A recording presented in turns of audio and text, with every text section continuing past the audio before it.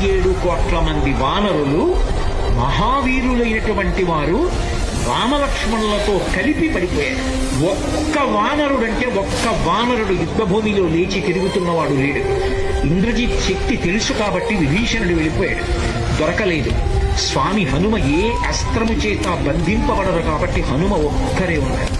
అందరిలో పెద్దవాడు, బ్రహ్మ యొక్క అంశలో వచ్చినవాడు జాంబవంతుడు నేల మీద పడిపోయి ఉన్నాడు.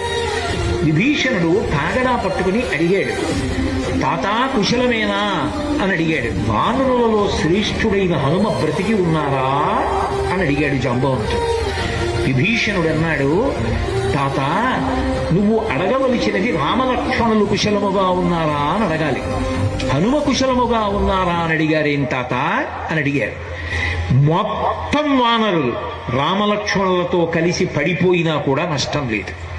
హనుమ ఒక్కరు బ్రతికి ఉంటే మళ్ళీ అందరూ బ్రతుకుతారు.